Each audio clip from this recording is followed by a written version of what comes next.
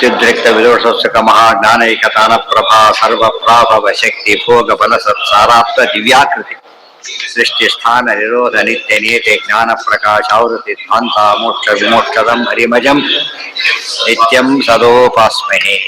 ಇಲ್ಲಿ ಎಷ್ಟು ಪ್ರಶ್ನೆ ಕೇಳಿದ್ರು ತಪ್ಪಲ್ಲ, ಬಟ್ ಆ ಪ್ರಶ್ನೆ ಮತ್ತೆ ಬರಬಾರ್ದು. ಗೊತ್ತಾಯ್ತಾ? ಅದೇ ಮತ್ತೆ ವಾಪಸ್ ಬಂದ್ರೆ ಉಪಯೋಗ ಇದೆ.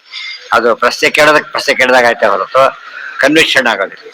ಪ್ರಶ್ನೆ ಉತ್ತರ ಬಂದ್ರೆ ಹೇಗಿರ್ಬೇಕು ಅಂದ್ರೆ ಆ ತರ ಬಂದ್ರೆ ಉತ್ತರ ಹೇಳ್ಬಿಡ್ಬೇಕು, ಇದು ಅರ್ಥ ಹೀಗೆ ಅಂತ ಹೇಳಿ. ಆ ರೀತಿ ಪ್ರಾಕ್ಟೀಸ್ ಮಾಡ್ಬಿಡು. ಗೊತ್ತಾಯ್ತಾ? ಇಂಥ ಪ್ರಶ್ನೆ ಎಲ್ಲೆಲ್ಲಿ ಬರುತ್ತೋ ನೆನಪು ಮಾಡ್ಕೊಂಡು ಅದೇ ಇಲ್ಲಿ ಒಳಗಿರೋದು ಹೀಗೇನೆ, ಬೇರೆ ಉತ್ತರ ಅಲ್ಲ, ಹೇಳಿ ಆಗಿದೆ ಅಂತ ಹೇಳ್ಬಿಟ್ರೆ ಅದು ಅರ್ಥ ಮಾಡ್ಕೊಂಡಿದ್ದು ಒಳ್ಳೆ ಗುರುತದು. ಕೊನೆಗೆ ಎಲ್ಲಿ ಬಂತೀಗ? ಕೊನೆಗೆ ಹೇಳಿದ್ರು ತಿಳ್ಕೊಳಕ್ಕೆ ಏನ್ ಬೇಕೀಗ? ಇದು ಆಯ್ತಲ್ಲ, ಇದೇ ಇಲ್ಲಲ್ಲ, ಸರಿ ಇಲ್ವಾ? ಹಾಕ್ಸ್ಬೇಕು ಮತ್ತೆ, ಹೇಳ ಲೇಟ್ ಮಾಡ್ಬಾರ್ದು. ನಾಳೆ ರಜೆ ಇದೆ, ಬೇಗ ಹಾಕೊಂಡ್ಬಿಡ್ತಾರೆ. ಹಾಗಾಗ್ಬಾರ್ದು ಪಾಪ ಅವ್ರಿಗೆಲ್ಲ ಕಷ್ಟ ಆಗುತ್ತೆ ಕೇಳೋದು. ಈಗ ನೋಡಿ, ಆಚಾರ್ಯವಾನ್ ಪುರುಷೋ ವೇದ. ಕಣ್ಣು ಕಟ್ಟಿ ಬೇರೆ ದೇಶದಲ್ಲಿ ಬಿಟ್ಟಾಗ ವಾಪಸ್ ಬರ್ಲಿಕ್ಕೆ ಏನ್ ಮಾಡ್ಬೇಕು? ಅವನು ತಿಳಿದವ್ರನ್ನ ಕೇಳಿ ಆಚಾರ್ಯರು ತಿಳಿದವನಾಗಿರ್ಬೇಕು. ಅವನಿಗೆ ಹೇಳೋದಕ್ಕೆ ಮೊದಲು ತಿಳಿದಿರ್ಬೇಕು, ಅವ್ನು ಹೇಳ್ಬೇಕು, ಕನ್ಸರ್ನ್ ಇರ್ಬೇಕು, ತಾನು ಮಾಡ್ತಿರ್ಬೇಕು. ಅಂಥವನ್ನ ಕೇಳಿದ್ರೆ ಮಾರ್ಗ ತೋರಿಸ್ತಾರೆ, ನಾವು ಹೋಗ್ಬೋದು. ಅದಕ್ಕೆ ನೋಡಿ, ಮಾರ್ಗ ತಪ್ಪಿ ಹೋಗಿದೆ, ಸರಿ ಅರ್ಥ ಮಾಡ್ಕೋಬೇಕು. ವಾಪಸ್ ಹೋಗ್ಬೇಕಾಗಿದೆ. ಆಚಾರ್ಯ ಹಿಡ್ಕೊಂಡ, ಹೇಳೋರು ಸಿಕ್ಕರು, ತಾನು ಊರಿಗೆ ಸೇರ್ಕೊಂಡ್ಬಿಟ್ಟ. ನಮ್ದೇನಾಗಿದೆ ಈಗ? ಏನಾಹ ದುರ್ಮಾರ್ಗ ಉದ್ಧೃತ್ಯ ಅಭಿನಿವೇಶಿತ. ತಪ್ಪಾರಿ ಹಿಡಿದು ಬಿಟ್ಟಿದ್ದೇವೆ ನಾವೀಗ. ಆಚಾರ್ಯ ಏನ್ ಮಾಡಿದ್ರು? ಬಂದೀಗ ನಾವು ಕರ್ಸಿದ್ರೆ ಆಚಾರ್ಯ ಬರ್ತಿದ್ರ? ನಾವು ರಾಷ್ಟ್ರಪತಿ ಬರ್ತಾರ? ಮನಿ ಫಂಕ್ಷನ್ಗೆ ಕರೆದ್ರೆ ಪ್ರೈಮ್ ಮಿನಿಸ್ಟರ್ ಬರ್ತಾರ? ಬರೋದಿಲ್ಲ. ಕರಿಬೇಕಾದ್ರೆ ಕರೆದ್ರೆ ಬರ್ತಾರೆ. ಅದಕ್ಕೆ ಅಷ್ಟು ಭಕ್ತರಿಗೋಸ್ಕರ ಪರಮಾತ್ಮ ಕಳಿಸಿದ್ದಕ್ಕೆ ಆಚಾರ್ಯರು ಬಂದರು. ಅದಕ್ಕೆ ಏನ್ ಮಾಡ್ಬೇಕು ನಾವೀಗ?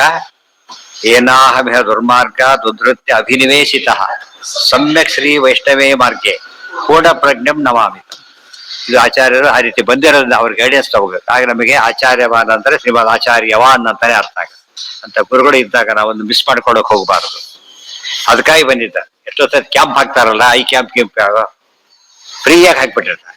ನಾವು ಕರೆಸಿ ಹೋಗಿ ಮಾಡೋದಕ್ಕೆ ಏನು ಇರೋದೇ ಇಲ್ಲ. ಅಪೇಲ್ ಮಾಡ್ಕೋತಾರ ಇಲ್ಲ, ಆ ಗುಂಪಿ ಸೇರಿದವ್ರು ನಮಗೋಸ್ಕರ ಒಬ್ರಿಗೋಸ್ಕರ ಆಚಾರ ಬರೋದಿಲ್ಲ. ಅವ್ರು ಬಂದ ಕಾಲಕ್ಕೆ ಏನ್ ಮಾಡ್ಬೇಕು? ನಾವು ಸರಿಯಾಗಿ ಉಪಯೋಗಿಸಬೇಕು. ಗಾಡಿ ಬಂದ ಕೈಯಲ್ಲಿ ತೂರಿಕೊಳ್ಳಿರೋ. ಇದು ಗಾಡಿ ಬಂದ ಕೈಯಲ್ಲಿ ಅಂದ್ರೆ ಗಾಳಿ ಬೀಸೋದು. ಗಾಳಿ ಅಂದ್ರೆ ವಾಯುದೇವರು.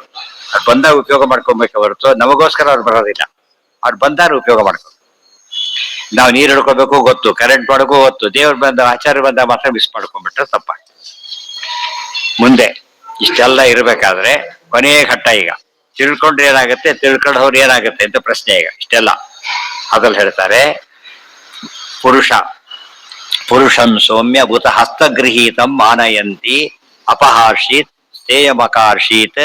ಗೊತ್ತಾಯ್ತಾ?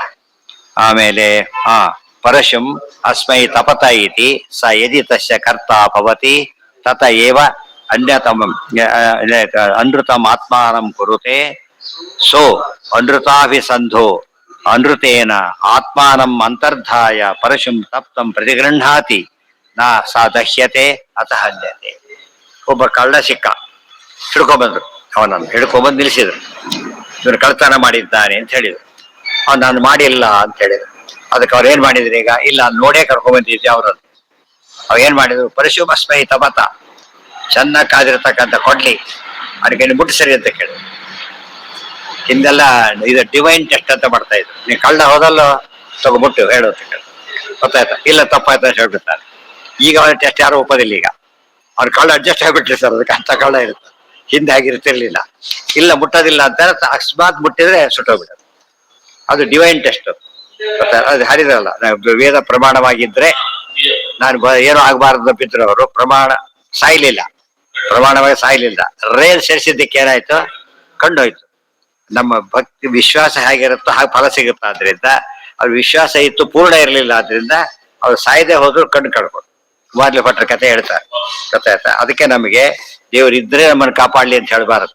ದೇವರಿದ್ದಾನೆ. ಪ್ರಹ್ಲಾದ ಹಾಗೆ ಮಾಡ್ತಿದ್ದ. ತೆಗೆದು ನೋಡು, ಇದ್ರೆ ಕಾಣ್ತಾನೆ, ಕಂಡೇ ಕಾಣ್ತಾನೆ ನೋಡು ಅಂತ ಹೇಳಿದ. ಇದು ಪ್ರಹ್ಲಾದನ ಮಾತು. ಅದಕ್ಕೆ ಕಣ್ಣಿಗೆ ಏನೂ ಹೋಗ್ಲೇ ಇಲ್ಲ ಪ್ರಹ್ಲಾದನಿಗೆ. 100% ಕನ್ವಿಕ್ಷನ್. ಅದು ಬರೋದು ಯಾವಾಗ? ಕೇಳಿದಾಗ. ಈ ಪ್ರಹ್ಲಾದ ಕೇಳೇ ಇಲ್ವಲ್ಲ, ನಾವು ಕೇಳೇ ಇಲ್ಲ. ಅದು ಬರ್ಲಿ ಅಂದ್ರೆ ಪ್ರಹ್ಲಾದಷ್ಟು ಯಾರು ಕೇಳಿಲ್ಲ. ಯಾತಕ್ಕೆ ಗೊತ್ತಾ? ತಾಯಿ ಗರ್ಭಿಣಿ, ಎಷ್ಟು ದಿವಸ ಗರ್ಭಿಣಿ ಆಯ್ತು ಗೊತ್ತೇನಾಕೆ? ಎಷ್ಟು ದಿವಸ ಇದ್ಲು ಸುಮಾರು ಗರ್ಭದಲ್ಲಿ ಪ್ರಹ್ಲಾದ ಎಷ್ಟು ದಿವಸ ಇದ್ಲು? 36,000 ವರ್ಷ ಒಂದಿದು. ಯಾಕೆಂದ್ರೆ ದೇವಮಾನದ ಇದ್ದದ್ದು. ನಾವು ತಪಸ್ ಮಾಡಿದ್ದು ಎಷ್ಟು ದಿವಸ? ಅವನು 100 ವರ್ಷ ತಪಸ್ ಮಾಡಿದ್ರು. ದೇವಮಾನದ 100 ವರ್ಷ ಕೆಲಸ ಮಾಡಿರೋದು ಅವನು. ಹೋದಾಗ ಗರ್ಭಿಣಿಯವಳು, ಬಂದ್ಮೇಲೆ ಹೇಳ್ತಾಳೆ ಎಷ್ಟು ದಿವಸ ಗರ್ಭದಲ್ಲಿದ್ದ. ಅಷ್ಟು ದಿವಸ ಯಾರು ಉಪದೇಶ ಮಾಡಿದ್ದಾರೆ? ನಾರದರು. ಅಂದ್ಮೇಲೆ ಪ್ರಹ್ಲಾದ ಕೇಳಿ ಬಂತ, ಕೇಳದೆ ಬಂತ, ಕೇಳಿ ಬಂತ. ಆದ್ರಿಂದ ಪ್ರಹ್ಲಾದ ಅದಕ್ಕೆ ಆವೃತ್ತಿ ಅಸಕೃತೋಪದೇಶ. ಹರಿಕಥೆಯನ್ನೇ ಕೇಳು, ಕೇಳಿದ್ದೇ ಕೇಳು. ಕೇಳಿ ಕೇಳಿ ಗಟ್ ಮಾಡ್ಕೋಬೇಕು ಹೊರತು ಬೇರೆ ಅಲ್ಲ. ಅರ್ಥ ಆಯ್ತಾ? ಅದು ಉತ್ತರ ಕೊಡ್ತಿದ್ದ. ಇದೇನ್ ಮಾಡ್ದ? ನಾನು ಹೊಳ್ಳೆಡಕ್ ಹೋದ, ಸುಡ್ತು. ಕಳ್ಳ ಅಂತ ಕನ್ಫರ್ಮ್ ಆಯ್ತು. ಸುಟ್ಕೊಂಡಿದ್ದೊಂದು ದೇಲಿಗೆ ಹಾಕಿದ್ಲು, 2 ದೋಷ ಬಂತು. ಗೊತ್ತಾಯ್ತಾ? ಇದೇ ರೀತಿ ದೇವರನ್ನ ನಾವೀಗ ತಿಳ್ಕೊಳ್ಳದೆ ಹೋದ್ರೆ ಕಳ್ಳತನ ಮಾಡಿದಾಗತ್ತೆ. Very important. ಫೋರ್ಜರಿ ಕೇಸ್ ಇದ್ದಾಗ ನಾವು ದೇವರು ಮಾಡಿಸ್ತಾನೆ, ನಾನೇ ಮಾಡ್ತೀವಿ ತಪ್ಪಾಗ್ಲಿಲ್ಲ. ಈಗ ಯಾರು ಮುಂದೆ ಹೇಳ್ಬೇಡ, ನಾನೊಬ್ಬನೇ ಮಾಡಿಸ್ ಅಂತ ಹೇಳ್ಬೇಕೀಗ. ಹೇಳಿದ್ನಲ್ಲ, 500 ರನ್ ಹೊಡೆದಿರಲಿ, 10 ವಿಕೆಟ್ ತಗೊಂಡಿರಲಿ, ಗೊತ್ತಾಯ್ತಾ, ಎಲ್ಲಾ ಕ್ಯಾಚ್ ಹಿಡಿದಿರಲಿ, ಸ್ಟಿಲ್ ನಾನು ಒಬ್ಬನೇ ಗೆದ್ದ ಅಂತ ಹೇಳ್ಬಾರ್ದು. ಯಾಕೆ? ಟೀಮ್ ಇದೆ. ಟೀಮ್ ಇಲ್ದ್ರೆ ಗೆಲ್ಲಕ್ ಸಾಧ್ಯನೇ ಇಲ್ಲ. ಇದು ಜೀವರಿಗೆ ಅಪ್ಲಿಕಬಲ್ ಇದೆ. ಅಂತ ಹೊತ್ತಲ್ಲಿ ಏನ್ ಹೇಳ್ಬಾರ್ದು, ನಾನೇ ಗೆದ್ದೆ ಅಂತ ಹೇಳಿದ್ರೆ ತಪ್ಪಾಗುತ್ತೆ. ಅವನು ಕೂಡ ಸಾಮಾನ್ಯ ಹೇಳ್ತಾನೆ, ಇಲ್ಲ ಇದು ಟೀಮ್ ವರ್ಕ್ ಅಷ್ಟೇ ಹೊರತು ನಾನು ಒಬ್ಬನೇ ಗೆದ್ದೆ ಅಂತ ಹೇಳಿದ್ರೆ ತಪ್ಪು ಅಂತ ಹೇಳ್ಬಿಡ್ತಾನೆ. ಈ ಭಾವನೆ ಇರ್ಬೇಕು. ಇವತ್ತು ನಾವು ಎಲ್ಲಾದ್ರೂ ನಾವೇ ಮಾಡ್ತೀವಿ ಅಂತ ಹೇಳ್ತೀವಿ. ಒಂದಲ್ಲ, ಎಲ್ಲವೂ ನಾವೇ ಮಾಡ್ತೀವಿ ಅಂತ ಹೇಳ್ತೀವಲ್ಲ, ಅದಕ್ಕೆ ದೇವರು ಎಷ್ಟು ಶಿಕ್ಷೆ ಕೊಡ್ಬೋದು ನಮ್ಗೆ? ಅದಕ್ಕೆ ಹೇಳ್ತಾರೆ, ಇಷ್ಟು ಶಿಕ್ಷೆ ಕೊಡ್ಬೇಕು. ಅಂತಿದ್ದ ಶಿಕ್ಷೆ ಅಲ್ಲ, ದೊಡ್ಡ ಶಿಕ್ಷೆ ಕೊಡ್ಬೇಕಾಗತ್ತೆ. ಇನ್ನೊಬ್ರು ಮಾಡಿದ್ರು ನಾವು ಮಾಡಿದ್ರು ಅಂತ ಹೇಳ್ಕೊಂಡ್ರೆ ತಪ್ಪಾಗ್ಲಿಲ್ವಾ? ತಪ್ಪಾಯ್ತಾ ಇಲ್ಲ? ದೊಡ್ಡ ಅಪರಾಧ. ಆದ್ರಿಂದ ಹಾಗೆ ಮಾಡಬಾರದು ಅಂತ ಹೇಳಿ. ಗೊತ್ತಾಯ್ತಾ? ಎಲ್ಲ ಎಷ್ಟೋದನೆ ಮಾಡ್ತಾರ. ಒಂದು ಕಾಲೇಜಲ್ಲಿದ್ದಾಗ ಏನಾಯ್ತು ಗೊತ್ತಾ ತಮಾಷೆ? ಅಲ್ಲಿ ಹೋಗಿದ್ದೆ, ಪೇಪರ್ ಕೊಟ್ಟು ಬಂದ್ರೆ ಒಳಗೆ ಯಾರು ಎಲ್ಲ ಇದ್ದೋಗ್ಬಿಟ್ಟೆ. ಇಲ್ಲ ಯಾರು ಕೂಡ. ಗೊತ್ತಾಯ್ತಾ? ಆಮೇಲೆ ಮುಗಿ ಹೊತ್ತಿ ಬಂದಿದ್ದಾರೆ. ಬಂದ್ಬಿಟ್ಟು ತೋಡಿ ಸರ್ ಆನ್ಸರ್ ಪೇಪರ್. ಇಷ್ಟೊತ್ತು ಎಲ್ಲಿ ಹೋಗಿದ್ದೆ ಅಂದ್ರೆ ಏನ್ ಮಾಡಿ ಕಚೋಡಿ ಇಸ್ಕೊಂಡು ಹೋಗ್ಬಿಟ್ರು. ಯಾರ ಕಡೆ ಬರ್ಸ್ಕೊಂಡು ತಂದ್ಕೊಟ್ರು. ಗೊತ್ತಾಯ್ತಾ? ಅದೇನ್ ಬಾಡಿ ಆಗಿದೆ, ತಗೊಳಕ್ ಸಾಧ್ಯ ಇಲ್ಲ. ಅಷ್ಟು ಕೆಟ್ಟೋಗಿತ್ತು ಒಂದು ಕಾಲೇಜ್. ಬಿಡ್ಲಿಲ್ಲ ಆಗ. ಬುಕ್ ಮಾಡ್ಲೇಬೇಕು, ಒಬ್ಬರು ಸೇರಿಸಬಾರ್ದು ಅಂತ ಹೇಳಿದಾಗ ಹೌದು ಎಲ್ಲ ಹೋದ್ರು. ಆಮೇಲೆ ಪೂರ್ತಿ ಸರಿ ಹೋಯ್ತು. ಪೂರ್ತಿ ಸರಿ ಅಂದ್ರೆ ಏನು? 100% ಚೇಂಜ್ ಆಯ್ತು. ಸರಿಯಾಗಿ ಮಾಡಿದಾಗ 100%. ಬಿಟ್ರೆ ಆ ತರ ಹೋಗ್ಬಿಡ್ತ. ಅಪರಾಧ ಆಗ್ಲಿಲ್ಲ ಅದೀಗ. ಇಲ್ಲಿ ನಾವು ಆ ರೀತಿ ಮಾಡ್ತೇವಲ್ಲ, ದೊಡ್ಡ ತಪ್ಪು ಮಾಡ್ತೇವೆ. ಆದ್ರಿಂದ ಅವ ನನಗೆ ಶಿಕ್ಷೆ ಕೂಡ, ನಮಗೂ ಕೂಡ ಏನಾಯ್ತು ಈಗ? ದೇವನು ತಿಳ್ಕೊಡದೆ ಇದ್ದು ನಾವೇ ಮಾಡಿದ್ವಿ ಅಂತ ಯಾರು ತಿಳ್ಕೊತಾರಲ್ಲ, ಅವರೆಲ್ಲ ಕೂಡ ದೊಡ್ಡ ಶಿಕ್ಷೆಗೊಳಗಾಗ್ತಾರೆ ಅಂತ. ನಮ್ಮ ಮನಸ್ಸನ್ನೇ ಕೇಳ್ಕೋಬೇಕು ನೀವು. ದೊಡ್ಡ ಕಾರ್ಯಕ್ರಮ ನಾವೇ ಮಾಡಿದ್ವಿ ಅಂತ ಹೇಳ್ಕೊಳಕ್ ಹೋದ್ರೆ ಹೇಳುತ್ತಾ, ಇಲ್ಲ ನಾವು ಮಾಡಿದ್ದಲ್ಲ ಅನಿಸ್ಬಿಡುತ್ತ. ಗೊತ್ತಾಯ್ತಾ? ಅಡಿಯವನು ಬರ್ಬೇಕು, ಬಟ್ ಅವನ್ ಅಲ್ಲಿನೂ ಶುರು ಆಗತ್ತೆ. ಒಲೆ ಹೊತ್ತಬೇಕು, ಅವ್ನಿಗೆ ಬೇಕಾ ನೀರು ಹೊತ್ತ, ಇನ್ನೇನು ನೀರು ಹೋಗ್ತಾರೆ, ಕರೆಂಟ್ ಹೋಗ್ಬಿಡುತ್ತೆ, ಬೋರ್ವೆಲ್ ಕ್ಲೋಸ್. ಎಷ್ಟು ಕಷ್ಟ ಆಗತ್ತೆ. ಎಲ್ಲಾ ನಡೆದಿದ್ದಕ್ಕೆ ಕೆಲಸ ಐತೆ ಹೊರತು ಇಲ್ಲ ಹೋದ್ರೆ ಆಗ್ತಿರ್ಲಿಲ್ಲ. ಅರ್ಥ ಆಯ್ತಾ? ಅಂತ ಹೊತ್ತೆ ನಾನೇ ಮಾಡಿದೆ ಅಂತ ಅರ್ಥ ಇದೆಯಾ ಅದಕ್ಕೆ? ಇಲ್ಲೇ. ಮತ್ ನಮ್ಮಲ್ಲಿ ಕೂಡ ನಾನೇ ಅಂತ ಹೇಳಿ 11 ಇಂದ್ರಿಯ ಇದೆ. ಕಣ್ ಕಾಣದೆ ಹೋದ್ರೆ ಕತೆ ಮುಗೀತು, ಕಿವಿ ಕೇಳಿದ್ರೆ ಕತೆ ಮುಗೀತು. ಅಷ್ಟು ಕೆಲಸನೂ ಮಾಡ್ಬೇಕವು. ಅಲ್ಲೇ ಟೀಮ್ ವರ್ಕ್ ಇದೆ. ಇದೆಲ್ಲ ಬಿಟ್ಬಿಟ್ಟು ನಾನೇ ಮಾಡಿದೆ ತಪ್ಪಲ್ಲ, ನಾನೇ ಮಾಡಿದೆ ಅನ್ನೋ ಪದ ಉಪಯೋಗಿಸ್ಬಾರ್ದು. ಇದು ಕಳ್ತನ. ನಮಗೊಂದು ಪ್ರಶ್ನೆ ಬಂತೀಗ, ಕಳ್ತನ ಹೇಗಾಯ್ತು ಅಂತ ಪ್ರಶ್ನೆ. ಈಗ ಕಳ್ತನ ಇನ್ನೊಬ್ರು ತೋಟರ್ತಾನೆ ಕಳ್ತನ ಆಗೋದು. ಆಯ್ತಾಯ್ತಾ? ಇನ್ನೊಬ್ರು ತೋಟ ಕಳ್ತನ, ಇದು ಕಳ್ತನ ಅಲ್ವಲ್ಲ ಇದು ಅಂತ ಕೇಳಿದ್ರೆ ಅಲ್ಲ, ಕಳ್ತನ ಇದು. ಇನ್ನೊಬ್ರು ಮಾಡಿದ್ದನ್ನು ನಾವು ನಾನೇ ಮಾಡಿದೆ ಎಂಬುದು ಯಾರ ಗುಣ? ಅದು ಸ್ವಾತಂತ್ರ್ಯ, ದೇವ್ರ ಗುಣ. ಅದು ನಮ್ಮಲ್ಲಿ ಇಟ್ಕೊಂಡಾಗ ಏನಾಯ್ತದು? ಕಳ್ತನ ಆಗ್ಲಿಲ್ವಾ? ಅದರಿಂದ ಪನಿಷಬಲ್ ಅಫೆನ್ಸ್ ಅಂತ ಕರೀತಾರೆ. ನಾನು ಮಾಡಿದೆ ಬೇರೆ, ನಾನೇ ಮಾಡಿದೆ ಬೇರೆ, ನಾನೂ ಮಾಡಿದೆ ಬೇರೆ. ಗೊತ್ತಾಯ್ತಾ? ನಾನೇ ಮಾಡಿದೆ ಅಂತಾನೆ ತಲೆ ಯಾವಾಗ ಕುಡ್ಸ್ಕೊಂಡ್ಬಿಡ್ತೇವಲ್ಲ, ಅದಂತ ಶಿಕ್ಷಾರ ಅಪರಾಧವಾಗುತ್ತೆ. ನಹಂಕರ್ತ ಹರಿಕರ್ತ ಮಾತನ್ನು ಯಾವಾಗಲೂ ಹೇಳ್ಬೇಕಲ್ಲ.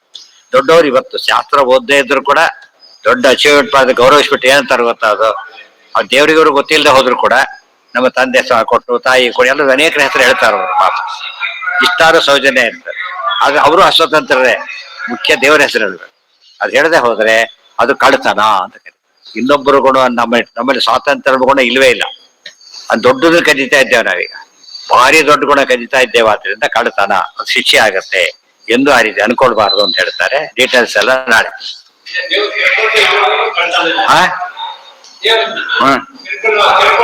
ಅದೇ ಹೇಳ್ತಿರೋದು ಈಗ, ಅದೇ ಹೇಳ್ತಿರೋದು.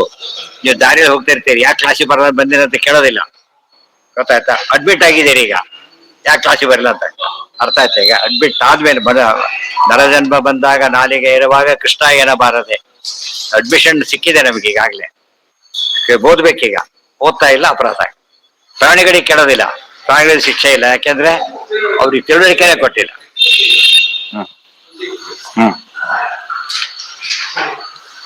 ಸರ್ವೇಂದ್ರಿಯ ಪ್ರೇರಕೇಣ ಶ್ರೀ ಪ್ರಾಣಪತಿ ನೇರಿತ ಯದವೋಚಮಹಂ ತೇನ ಪ್ರಿಯತಾಂ.